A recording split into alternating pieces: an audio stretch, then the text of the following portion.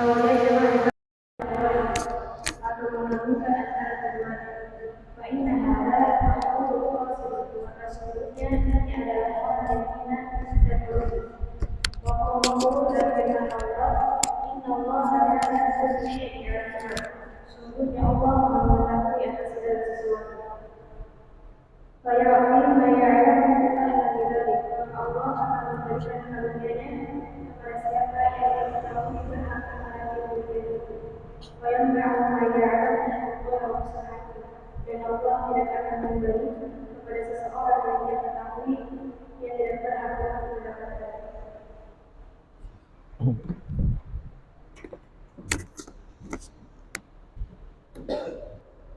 Bismillahirrahmanirrahim. Alhamdulillahirabbil alamin.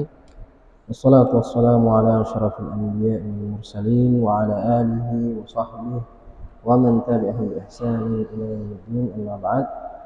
Alhamdulillah, kita kembali melanjutkan bacaan kita pada subuh hari ini dari kitab Taisir Al-Karim Ar-Rahman fi Tafsir Kalamil Mannan karya Imam Abdurrahman Ibn Nasir Sa'di rahimahullah ta'ala rahmatan wasi'ah. Masih pembahasan tentang tafsir surah An-Nisa. Kita masuk ke ayat yang ke-32 atau ke-33 sekarang. Qala Allah Ta'ala, Allah Subhanahu wa ta'ala berfirman, walikullin ja'alna mawaliya, dan bagi masing-masing, likullin tanwin iwad, ay likullin minar rijali wan nisa, ay masing-masing laki-laki dan perempuan, ja'alna mawaliya, kami jadikan sebagai wali-wali, maula-maula, mimma tarakal walidan wal aqrabun. Maula-maula di sini yang dimaksud adalah ahli waris. Karena makna maula itu banyak penggunaannya. Maula bisa bermakna orang yang membela, yang menolong teman. Bisa bermakna mantan budak atau mantan tuannya, dia yang memerdekakan atau dia yang dimerdekakan oleh seseorang, namanya maula. Atau ikatan perjanjian saling tolong menolong sesama. Kadang juga maula berarti dia yang mengislamkan dia. Jadi istilah maula banyak penggunaannya, disesuaikan dengan kalimat yang ada pada kata tersebut. Jadi masing-masing dari laki-laki dan perempuan kami jadikan maula, ahli waris, mimma tarakal walidani wal aqrabun, dari harta benda yang ditinggalkan oleh kedua orang tuanya dan kerabatnya. Artinya dia berhak mewarisi harta yang ditinggal oleh orang tua dan kerabatnya. Begitu pula sebaliknya, keluarga kedua orang tua dan kerabatnya berhak mewarisi kalau dia meninggalkan harta setelah wafatnya.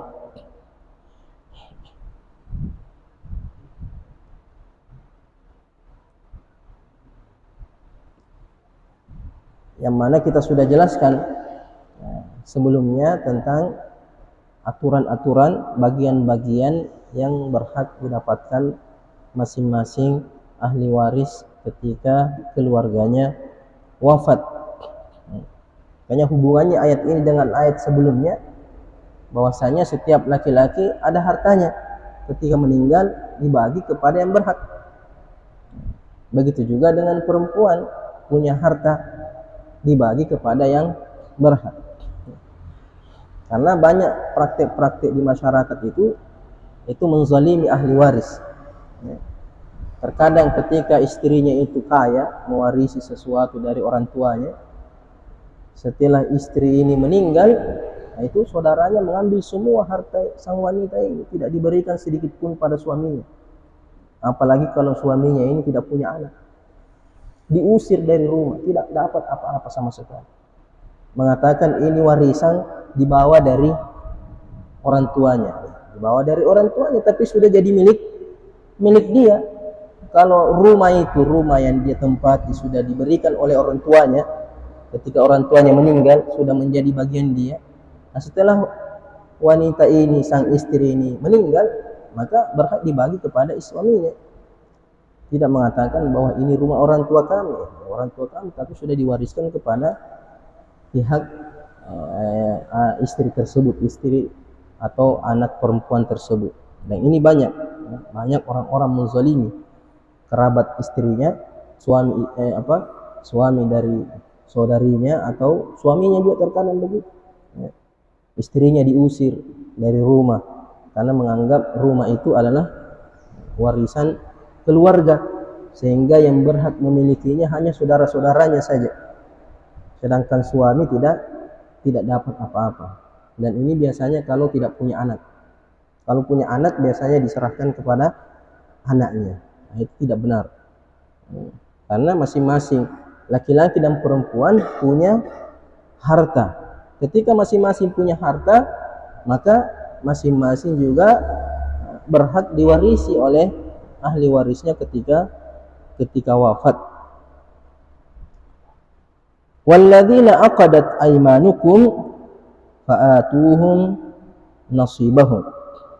Dan orang-orang yang kalian ikat perjanjian bersama mereka, ya, dan orang-orang yang kalian bersumpah setia,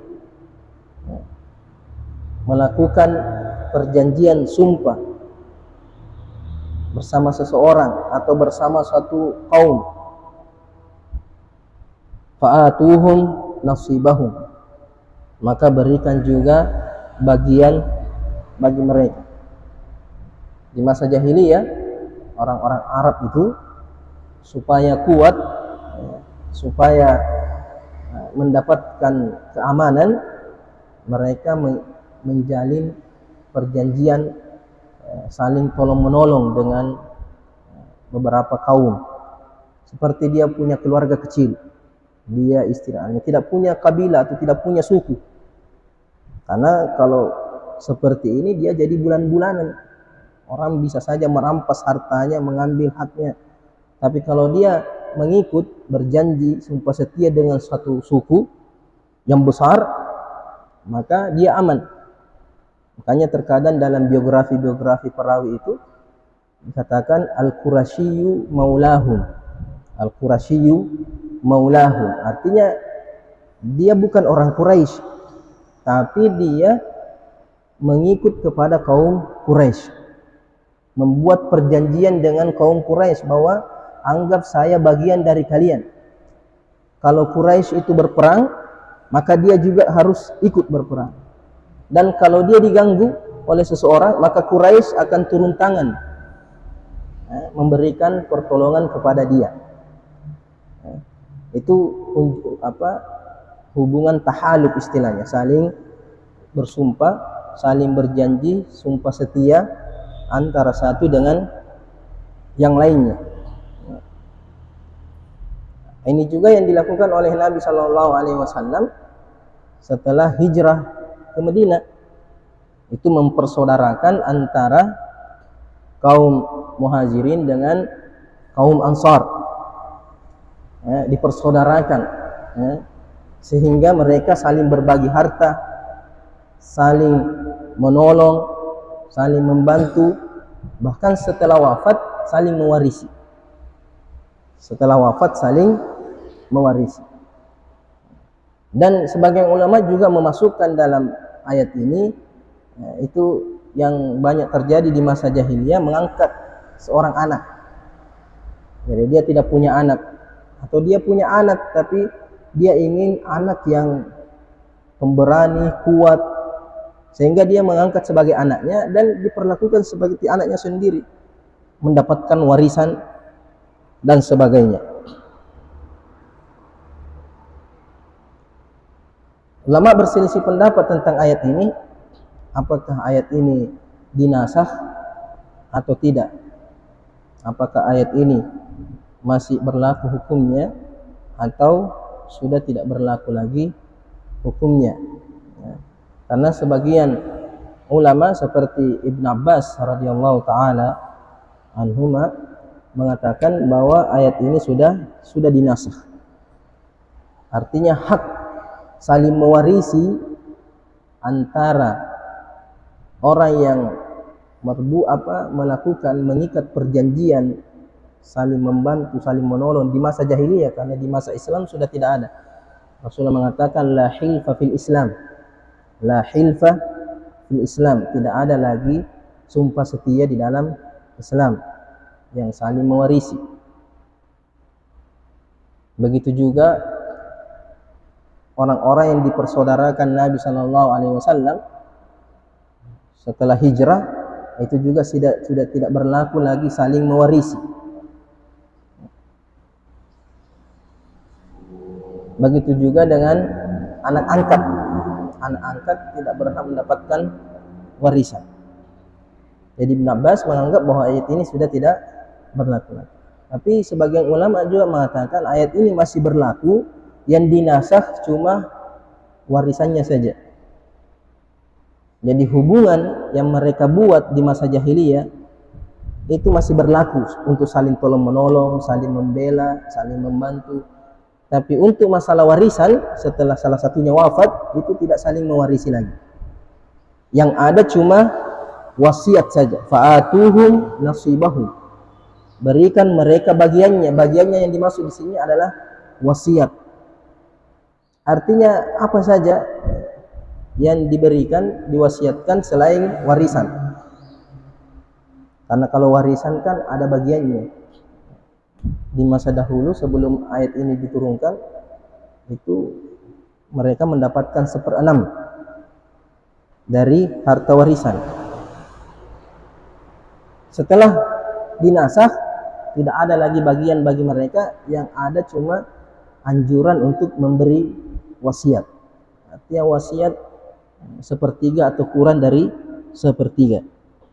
Jadi yang mengangkat anak ketika di masa jahiliyah itu tidak boleh lagi mewarisinya, tapi berhak mendapatkan wasiat saja, atau sebaiknya diberikan wasiat. Jadi ini dua pendapat ulama tentang ayat ini. Ada yang mengatakan dinasakh, ada yang mengatakan tetap berlaku, yang dinasakh hanya hak kewarisan antara dua orang atau dua kelompok yang saling mengikat perjanjian, saling tolong menolong, saling membela semasa hidupnya. Innallaha kana ala kulli syai'in syahida.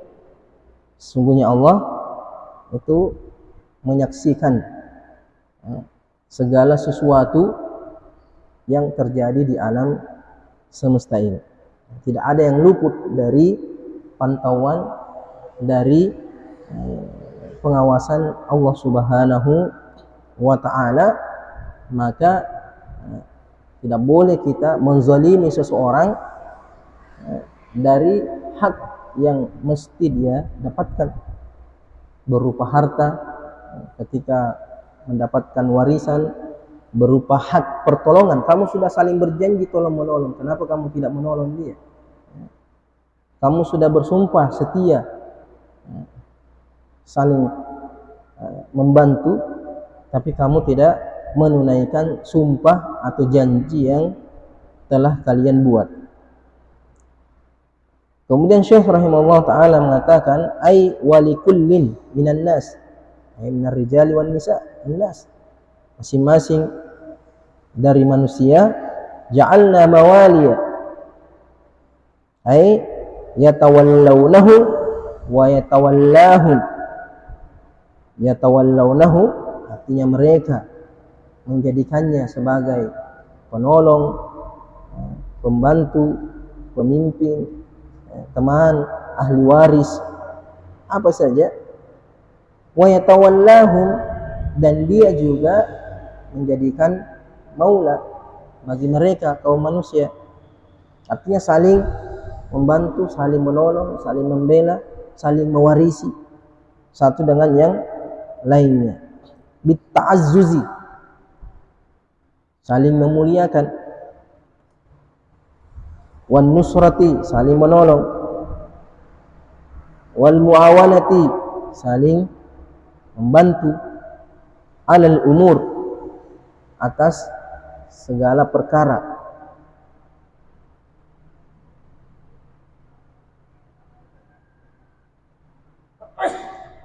Mimma tarakal walidani wal aqrabun,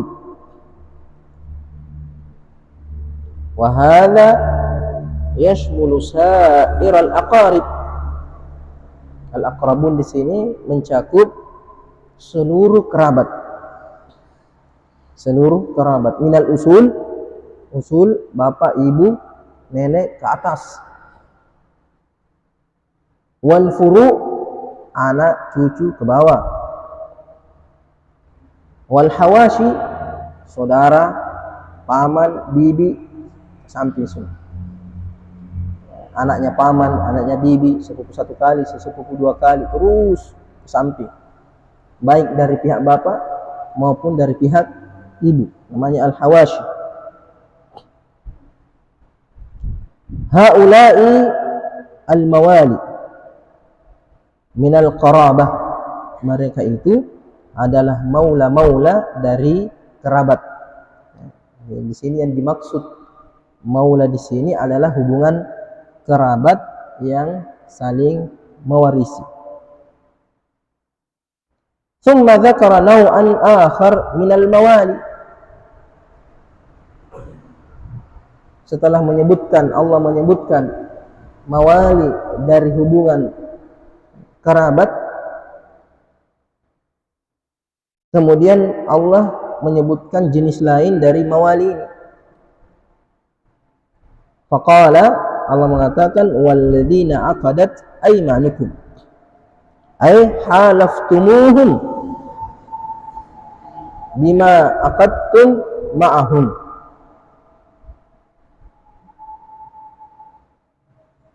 Kalian saling bersumpah dengan apa yang kalian tetapkan bersama mereka.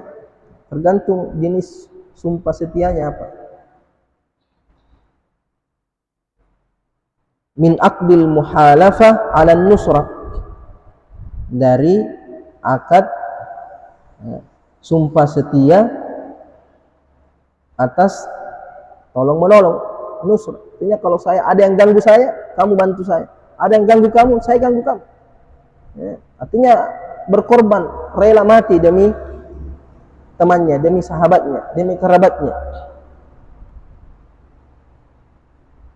Ya. Dan di masa jahiliyah benar salah.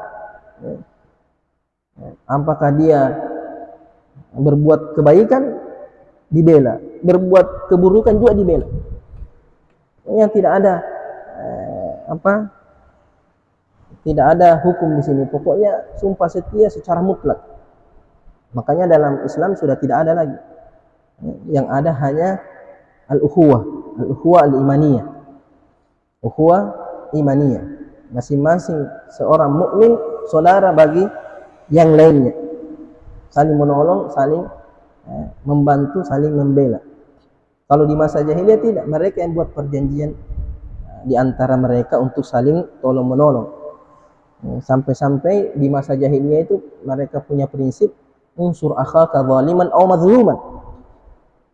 Ini di masa jahiliyah dipakai secara mutlak. Tolonglah saudaramu ketika dia dizalimi atau ketika dia berbuat zalim. Nah, Nabi sallallahu alaihi wasallam meluruskan pemahaman ini. Ketika mengatakan unsur akhaka zaliman aw madluman, sahabat bertanya, "Ya Rasulullah, nansuruhu wa huwa mazlum." Kalau dia dizalimi, kita bela dia. Fa kaifa idza kana zaliman? Terus bagaimana kita menolong dia kalau dia berbuat zalim? Qala tamna'hu minaz zulm. Membelanya dengan mencegahnya dari perbuatan zalim. Jadi kalau dia dizalimi, kamu bantu dia. Tapi kalau dia berbuat zalim, kamu cegah dia dari perbuatan zalimnya, maka itu berarti kamu telah menolong dia. Karena kalau kamu biarkan dia berbuat zalim, berarti kamu membiarkan dia terjerumus dalam kemaksiatan, dalam bahaya yang besar. Tapi kalau kamu cegah dia, sama saja kalau kamu cegah dia dari jatuh dari jurang. Kamu larang dia, jangan maju ke depan, mundur. Depanmu ada jurang. Jangan berbuat zalim, karena kalau kamu berbuat zalim, itu kata Rasulullah, az-zulmu zulumatun yaumal qiyamah. Kezaliman itu adalah kegelapan yang sangat kelam di hari kiamat. Jadi saling bersumpah untuk saling tolong menolong, wal musa'adah, dalam bantuan. Nusrah di sini kalau ada yang menyakiti dia, ada yang mengganggu, ada yang memerangi. Kalau musa'adah, mungkin dia miskin, tidak ada yang bisa dia makan, atau dia ingin bantuan sesuatu, dia mau bikin rumah, kau bantu dia. Artinya tidak ada musuhnya, tapi dia membutuhkan sesuatu, maka kamu wajib membantu dia kalau sudah saling berjanji. Wal ishtiraki bil amwal, dan berkongsi dalam harta. Jadi hartanya adalah hartamu, hartamu adalah hartanya dia. Wa ghairi dzalika, dan selain itu.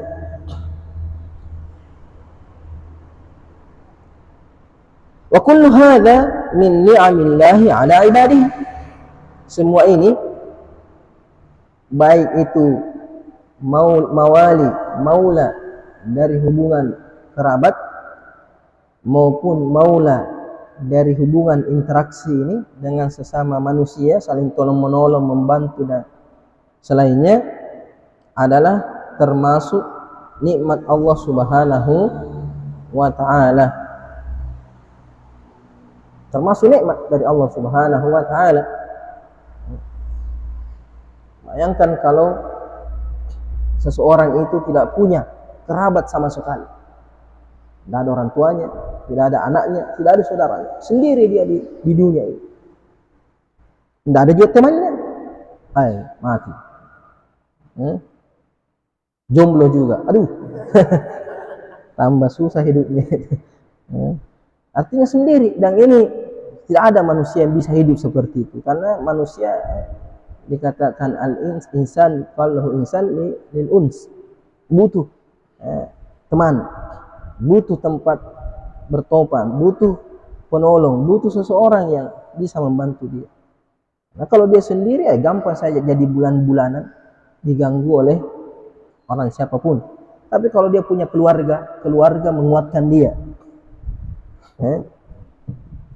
keluarga saling menguatkan.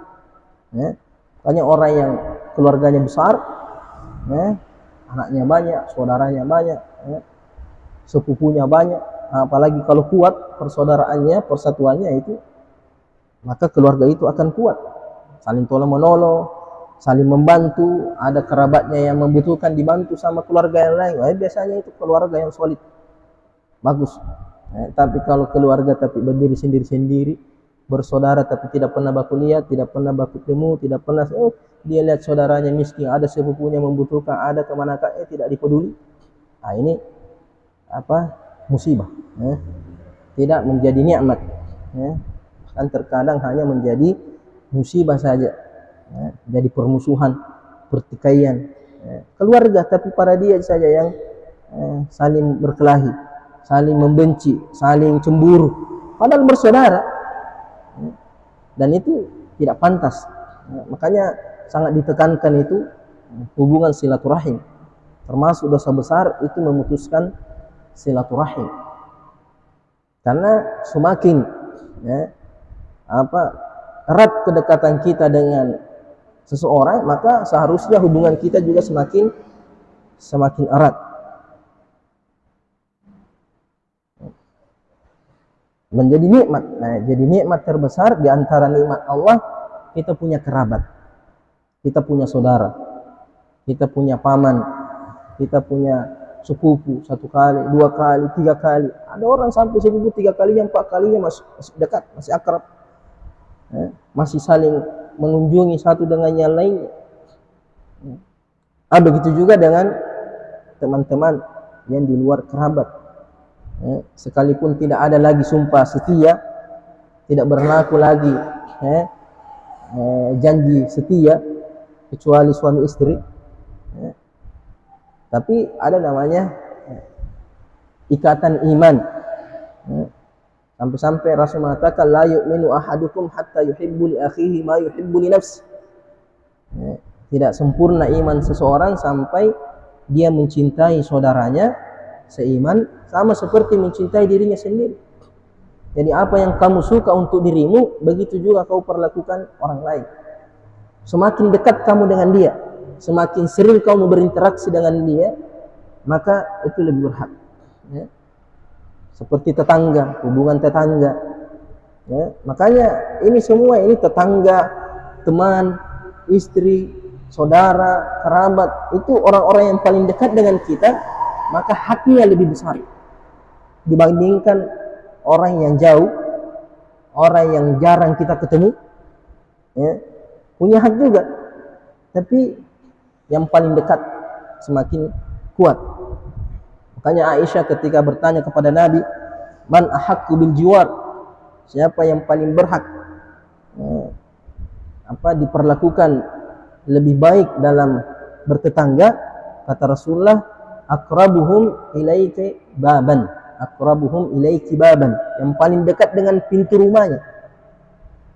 Siapa yang paling dekat dengan pintu rumahmu, keluar ke depan atau ke belakang, maka dia yang paling berhak mendapatkan kebaikan dari dirimu dan yang paling berhak untuk jauh dari keburukan.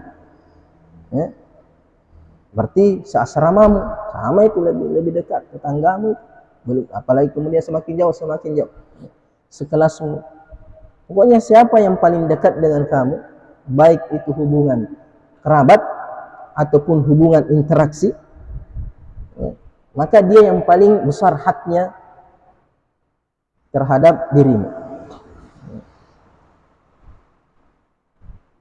Jadi ini termasuk nikmat dari Allah Subhanahu wa taala, haitsu kana al-mawali yata'awanuna bima la yaqdiru alaihi ba'duhum mufradan. Ketika maula itu, sesama maula, sesama keluarga atau sesama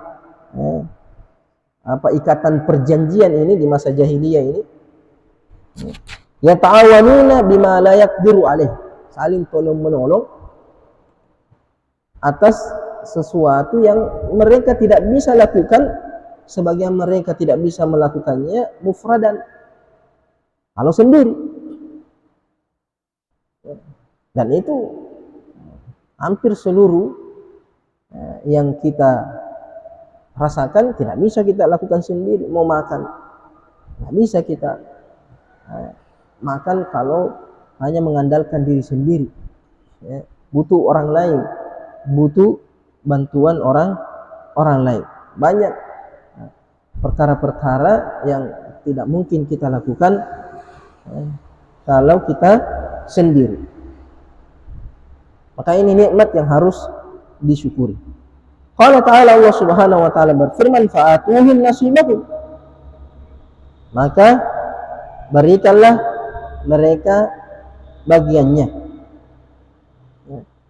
bagian dari apa yang sudah kamu perjanjikan. Jangan sampai kamu saja yang mau ditolong, tidak mau menolong.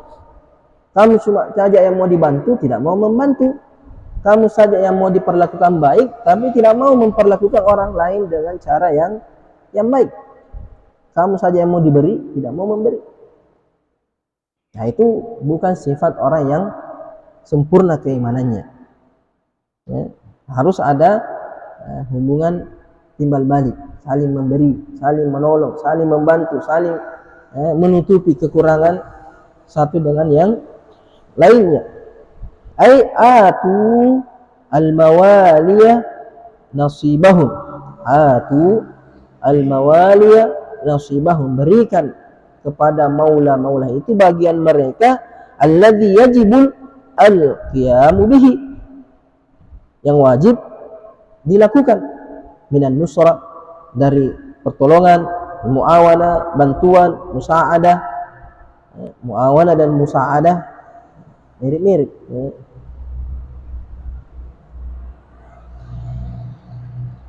Ala ghairi maksiatillah, yang penting bukan di atas maksiat kepada Allah Subhanahu wa ta'ala. Wa ta'awanu 'alal birri wat taqwa wa la ta'awanu 'alal itsmi wal 'udwan. Saling tolong menolonglah dalam ketaatan. Selama itu kebaikan, bantu teman. Jangan nanti di ujian baru kau bantu dia dengan contekan-contekan. Nah, itu bukan. Sampai-sampai berkhianat kamu. Tidak ada pengkhianatan di sini. Dalam ujian nafsi-nafsi. Harus sendiri-sendiri. Sebelum ujian baru saling tolong menolong, saling membantu. Ada kisi-kisi kah? Ada yang kau tidak paham, nah itu saling tolong menolong di situ. Jangan pas ujian baru dipraktekkan ini, wa ta'awun. Minta bantuan. Tidak boleh. Dalam maksiat tidak boleh. Minta tolong, kasih hadir dulu, absen dulu, kasih hadir dulu. Dikasih apa? Padahal dia tidak hadir. Bang, kau teman saya kan? Teman kita, teman setia. Tidak bisa dalam keburukan, dalam maksiat. Saling tolong menolong dalam ketaatan. Wal mirathu lil aqaribil adnain atau al adnin.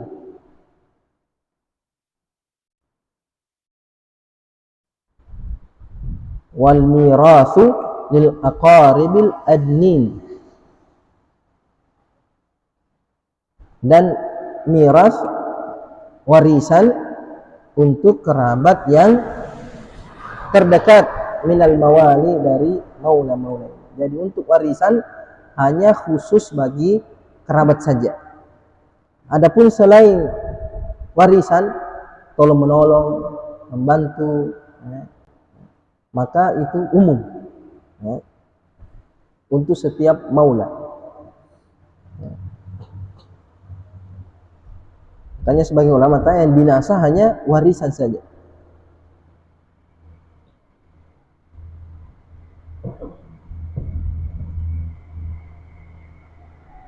Innallaha kana ala kulli syai'in syahida. Sesungguhnya Allah atas segala sesuatu itu menyaksikan. Ini apa? Ala kulli syahidan ala kulli syai'. Muta'alliqnya dimajukan ke depan, ditaksis. Artinya bahwasanya Allah itu segala sesuatunya dia saksikan. Tidak ada yang luput, tidak ada yang tersembunyi, tidak ada yang tidak terlihat bagi Allah Subhanahu wa ta'ala. Allah melihat bahkan makhluk terkecil yang ada di dasar laut yang paling dalam. Allah lihat. Tidak ada yang samar datang kalau dari jauh tidak terlalu jelas. Tidak ada yang jauh, tidak ada yang dekat di sisi Allah Subhanahu wa ta'ala. Allah melihat semuanya dengan jelas. Sama seperti mendengar semuanya dengan jelas. Biar bagaimana bisik-bisikmu, biar bahkan di dalam hatimu Allah dengar apa yang kamu ucapkan dalam hatimu Allah. Ya'lamu ma fis sudur. Allah mengetahui. Allah mengetahui segala yang ada di dalam hati kita. Makanya ini menunjukkan bahwa harus kita senantiasa merasa diawasi, muraqabah, manzilatul muraqabah, senantiasa merasa diawasi oleh Allah Subhanahu wa ta'ala. Dan itu level iman tertinggi. Al-ihsan. Al-ihsan an ta'budallaha ka'annaka tarahu fa in lam takun tarahu fa innahu yarak. Kalau kamu tidak bisa melihat Allah dan kita tidak bisa melihat di dunia ini, nanti di akhirat, maka harus yakin fa innallaha yarak. Yastakhfuna minan nas wa la yastakhfuna minallah wa huwa ma'ahum idh yubayyituna ma la yarda minal qaul. Mereka takut kepada manusia. Kalau ada manusia di depannya tidak mau berbuat maksiat, tidak mau melakukan keburukan, tapi kalau di hadapan Allah tidak malu, di hadapan Allah Subhanahu wa ta'ala, hanya malu di hadapan manusia, tidak malu di hadapan Allah Subhanahu wa ta'ala. Yastakhfuna minan nasi wa la yastakhfuna minallah. Dan dia tidak malu kepada Allah, tidak takut kepada Allah. Wa huwa ma'ahum. Padahal Allah senantiasa bersama dia, melihat dia, menyaksikan dia, mengetahui segala gerak-gerik kita. Idh yubayyituna ma la yarda minal qaul. Ketika dia melakukan di malam hari, yubayyituna, al-baituta, itu melakukan sesuatu di malam hari. Ma la yarda minal qaul. Apa yang tidak disenangi dari ucapan-ucapan, dari perbuatan. Makanya Nabi SAW mengatakan istahyu minallahi haqqal haya. Istahyu minallahi haqqal haya. Malulah kepada Allah dengan sebenar-benarnya malu. Sahabat bertanya, sahabat mengatakan, ya Rasulullah, inna lanastahyi walhamdulillah. Kata ya Rasulullah, kami ini malu kepada Allah. Alhamdulillah, kami malu kepada Allah. Rasulullah mengatakan, laisa dzat, bukan seperti itu. Hanya dengan ucapan saja mengatakan malu kepada Allah. Walakin al-istihya minallahi haqqal haya, malu kepada Allah dengan sebenar-benarnya malu. An tahfadha ar-ra'sa wa ma wa'a. An tahfadha ar-ra'sa wa ma wa'a. Jaga kepala dan semua yang ada di sekitarnya. Pikiran, jangan sembarang pikir, jangan menghayal salah-salah. Anaknya orang kau pikirkan terus, nah dia tidak nak pikirkan. Kemudian mata, telinga, hidung, semua yang ada di mulut, lebih-lebih antahfadz ar-ra'sa wa ma wa'a wal batna wa ma hawa. Al-batna wa ma hawa, perut dan isinya, jangan sembarang makan. Punyanya teman menu makan, sting gugur pakai, tidak peduli mau datang belakang kau, airnya mau dapat.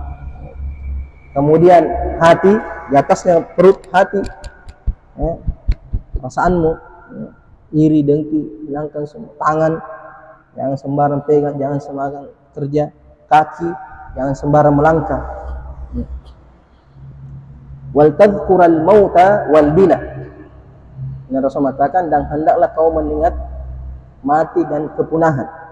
Orang yang tidak mengingat mati itu tidak malu kepada Allah Subhanahu wa ta'ala. Wa man arada al-akhirah taraka zinatad dunya. Siapa yang menginginkan akhirat, dia meninggalkan kenikmatan dunia. Faman fa'ala dzalika faqad istahya minallahi haqqal haya. Siapa yang melakukan hal itu, maka dia telah malu kepada Allah dengan sebenar-benarnya malu. Innallaha kana ala kulli syai'in syahida.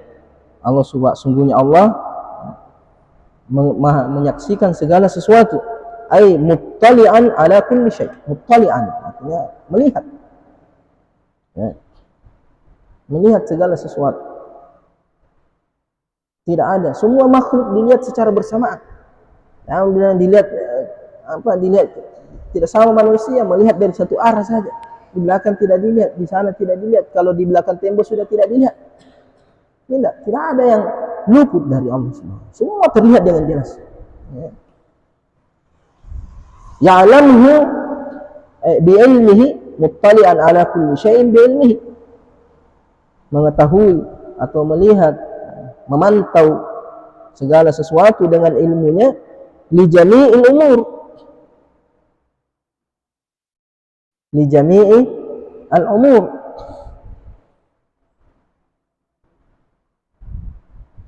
mengetahui Allah memantau segala sesuatu dengan ilmunya terhadap segala sesuatu, segala perkara.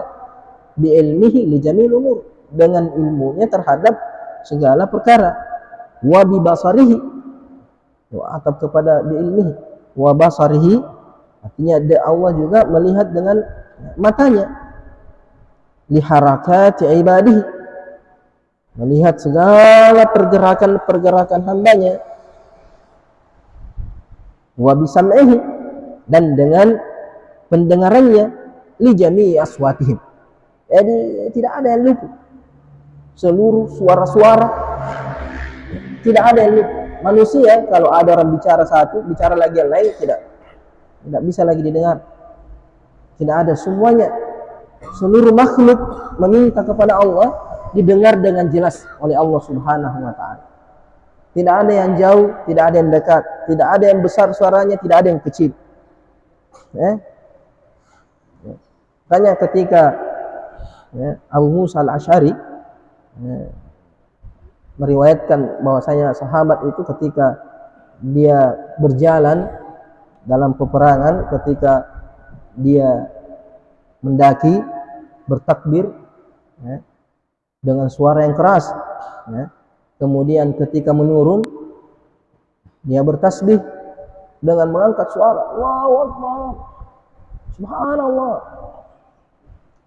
Masa mengatakan irbi'u ala anfusikum, kasihani dirimu, fa innakum la tad'una asam, kamu tidak memanggil zat yang tuli.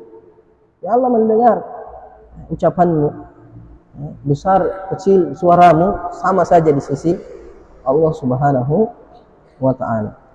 Insyaallah nanti kita lanjut ayat berikutnya, ayat ke-34. Ini tentang hubungan suami istri, interaksi dua ayat ini tentang muasyarah az-zawjiyah, adab-adab atau etika-etika hubungan suami istri. Ada pertanyaan? Ada? Ya.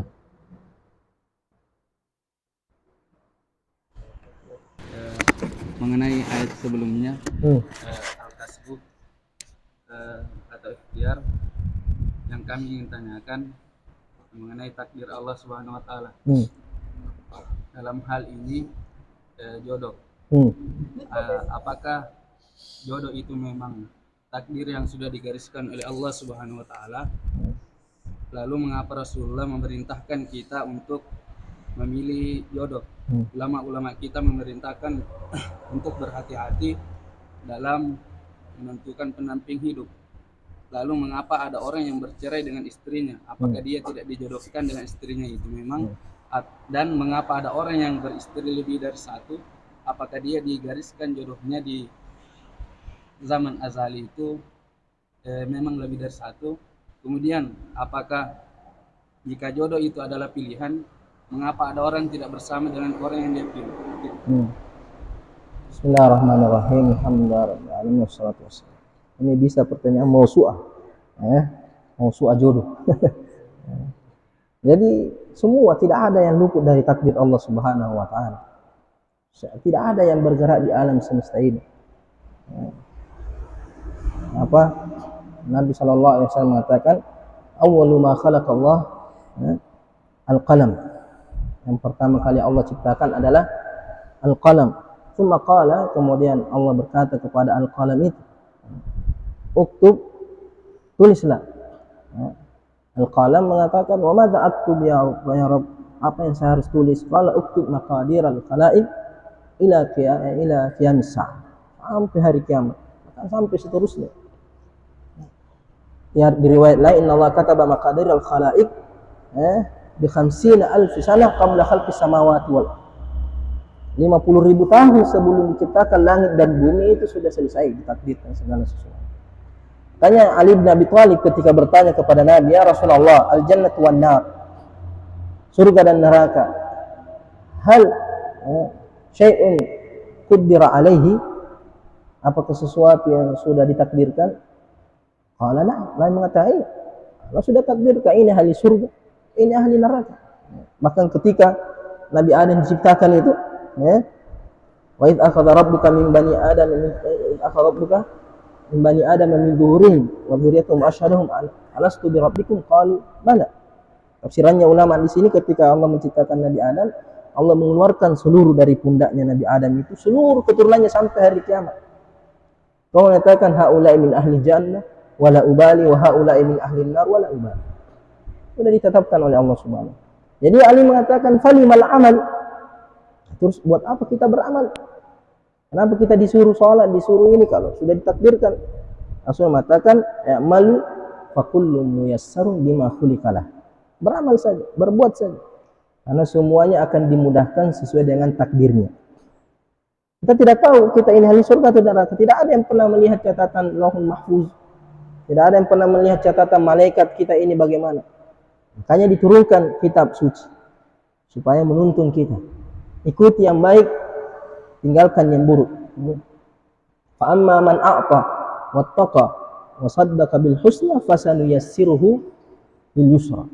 Kalau kau bertakwa, memberi, bersedekah, berinfak, berbuat kebaikan, fasanuyassiruhu lil yusra. Kami mudahkan dia al-jannah. Al-yusra di sini ulama mengatakan al-yusra adalah al-jannah. Tapi sebaliknya, wa man bakhila wastaghna wa kadzdzaba bil husna fasanuyassiruhu lil usra. Jadi i'malu fa kullu muyassar bima khuliqala. Makanya di sini termasuk amal di sini adalah memilih.